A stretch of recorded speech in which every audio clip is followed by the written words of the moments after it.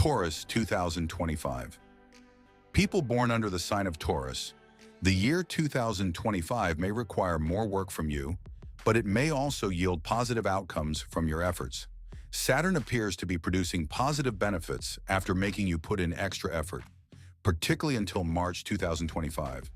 It is possible to reap the full rewards of work after March 2025. This implies that although extra effort won't be required, the outcomes will still reflect the effort. Up to May, the Rahu transit is pointing to excellent outcomes for you. Horoscope 2025 reveals that there can be some difficulties at work after May. With Saturn and Rahu in such a position, it appears that challenges may continue all year long, but that they will be followed by successful work and favorable outcomes. Jupiter's transit also suggests that your efforts will pay off in terms of your financial situation. It may be a good year for education in general.